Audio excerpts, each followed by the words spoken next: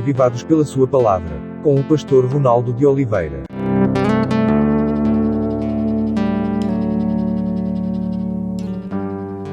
Olá, estamos aqui para estudar mais um capítulo da Bíblia e dessa vez Deuteronômio 25. Esse é o programa Reavivados por Sua Palavra da TV Novo Tempo, todos os dias, Deuteronômio capítulo 25. Nesse capítulo nós vamos ver mais algumas leis. É o livro das declarações das leis, a segunda lei, o livro da segunda lei, Deuterós segundo, Nomos lei, que Moisés escreve, orientado pelo Espírito Santo. Nenhum livro da Bíblia foi escrito sem a orientação do Espírito Santo, né? Mas homens santos, escolhidos, falaram por parte de Deus, inspirados pelo Espírito Santo. Bom, a primeira lei que aparece aqui é a pena de açoites. Alguém cometeu algum delito, duas pessoas estão com uma demanda, vão diante do juiz. Então o verso primeiro diz assim: e vierem a juízo, os juízes julgarão, justificando o justo e condenando ao culpado. E o culpado receberia ali, diante do que foi inocentado, diante dos juízes e diante de testemunhas, receberia 40 açoites. E não mais que isso, diz a palavra. Essa era uma lei que se perpetuou e nos dias de Jesus, se você se lembra, ele recebeu 39 chibatadas, 40 menos uma, para nunca passar de 40. Essa era a ideia ali. E apresenta também, aqui no verso 4, não atarás a boca ao boi quando debulha. Os animais merecem respeito. Então, se o boi está debulhando, né? Jamais está mastigando, jamais você vai atar a sua boca para que ele não consiga mastigar. Isso é maldade, não é? Maldade que alguns fazem com os animais. Então esse pequeno verso aqui só abre uma pequena janela também, ou uma grande janela, o cuidado que devemos ter com os animais. Os animais não são pessoas, não é?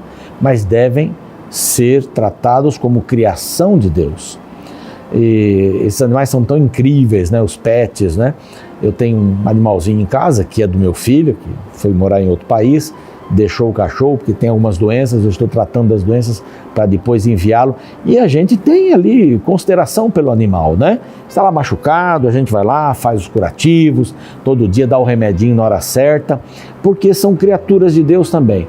Uma pessoa que maltrata os animais, sem dúvida, terá muita facilidade para maltratar pessoas também. Eu até brincava, quando trabalhava com jovens, eu dizia assim para as moças e para os rapazes, né? Olha, escolha alguém que gosta de animais, né? Não só de crianças, né? A gente falava assim, gosta de crianças e tal, mas escolha alguém que também goste dos animais, porque quem gosta dos animais, não maltrata os animais, é uma pessoa boa. Eu conheço pessoas que têm 15, 20 animais, vão achando na rua e vão levando para casa. Fazem um verdadeiro hotel ali, hospital de cachorros, de gatos e etc, né, animais pequenos. Mas há pessoas muito carinhosas, né, que ajudam os animaizinhos de fora, aqueles que estão na rua, que estão doentes, que estão atropelados e tal. Então cuide do seu animal. Nunca jogue um animal fora, não é? Vamos ter respeito também pela criação de Deus. Um versinho pequeno aqui que abriu uma grande janela.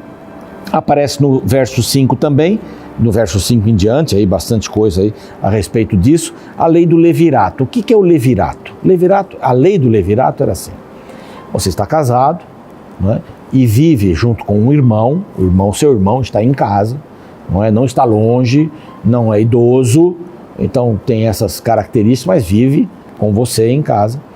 Então você morreu. Bom, pronto, morreu o que era casado. Não, você não, vamos colocar assim, morreu o que era casado, né?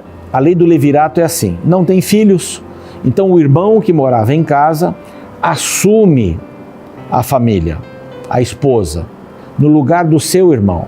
Então se casa com ela para dar continuidade à vida da família, né? A herança da família.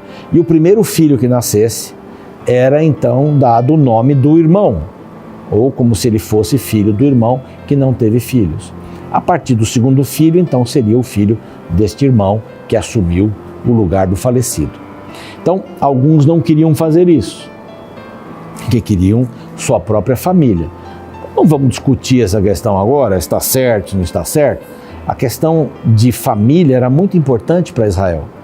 Então, de onde vinham as famílias? Nós vamos ver lá em Crônicas, não é? Muitos nomes, muitos filhos, muitos nomes, muitas famílias. Era importante isso. Deus olhava as pessoas individualmente. Embora fossem 3 milhões ao saírem lá do Egito, Deus conseguia encará-los por tribos e depois individualmente. Deus não trata com multidões. Vamos salvar as multidões desta igreja aqui. Não, Deus individualiza a sua relação com as pessoas. Você pode ir diretamente ao trono. Outro dia ao trono de Deus, alguém me falou assim: pastor, eu não vou incomodar Deus já tem tanta coisa para fazer, eu vou tentar resolver meus problemas sozinho, né? Parece bonita a ideia, mas Deus está querendo ter um relacionamento com você de pai e filho. Deus está querendo ajudar você, orientar você. Então vá até Deus. Ele individualiza aqui você. E o levirato tem que ver com família, preservação da família. Agora, o irmão não queria fazer isso. O seu irmão que ele mora junto, mora num quartinho lá do fundo e tal, mas mora com a família do irmão falecido. Ele não quer fazer, ok. Ela levava o caso para os anciãos chamavam o rapaz, ela cuspia nos pés dessa pessoa, já que ele não queria, tirava, né, a sandália, cuspia no rosto e depois no pé, e aí, não, só no rosto, cuspia no rosto aqui. Vou ler o verso para não ter problema, né? Então sua cunhada se chegará a ele na presença dos anciãos e lhe descalçará as sandálias do pé e lhe cuspirá no rosto. É no rosto mesmo, né? Assim fará o homem que não quer edificar a casa do seu irmão, para dar sequência à família dele, já que ele não teve filhos. A partir do segundo filho seriam filhos seus considerados, né? Lógico que eles eram dele, mas para dar sequência à família, levar o nome do seu irmão. E a casa desse indivíduo se chamará a casa do descalçado, aquele que não quis cumprir a lei do levirato, que deveria ser comum. Bom, ele fala aqui também, se 2 homens estiverem brigando, são várias leis, algumas têm que ver com a gente, outras não, né? Mas 2 homens estão brigando. Aí a esposa de um está vendo que o marido está lá brigando com o homem. Então ela vai e segura nas suas genitálias, que é talvez o lugar que o homem mais sinta dor. E desta forma faça com que ele perca ali a luta, a disputa e tal. A lei era que a sua mão fosse cortada. E mais tarde mudou essa lei para que ela pagasse uma multa. Então, na briga de 2 pessoas, a esposa não poderia entrar. Essa era a ideia. Uma porque ela poderia até se machucar e até morrer também. E principalmente se ela fizesse ou desse um golpe baixo aí, nesse sentido, né?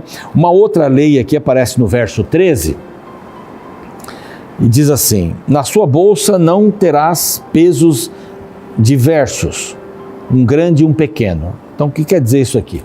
Você não vai levar 2 pesos, um para vender e outro para comprar.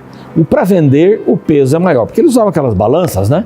Então, para colocar aqui num prato, colocava, vamos dizer, 1 quilo de carne lá, ou a carne, e no outro ele ia medir quanto tem de carne.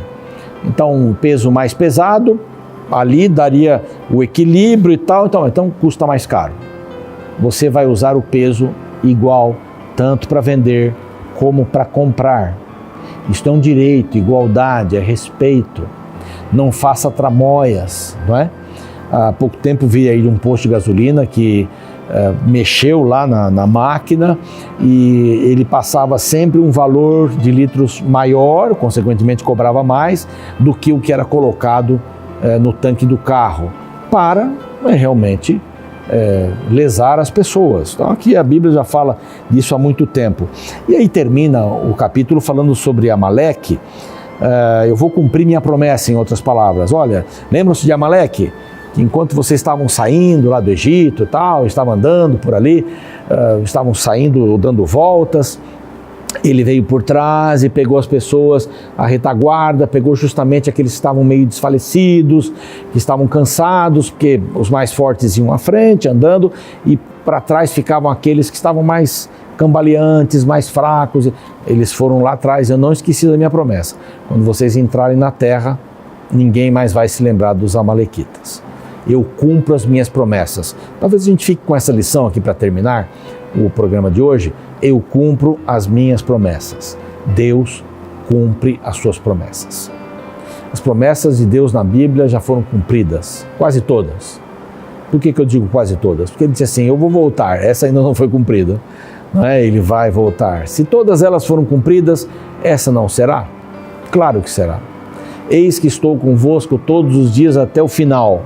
Isso é uma promessa de Deus. Se ele cumpriu todas as outras, não cumpriria essa também? Então Deus está com você, está do seu lado, está junto, acompanhando você na alegria, na tristeza. Basta olhar para cima e encontrá-lo. Você tem companhia constante e perene. Eu vou estar aqui orando por você, por mim também, para que tenhamos certeza desta companhia e vivamos assim. Deus está conosco. Até o próximo encontro. Um abraço.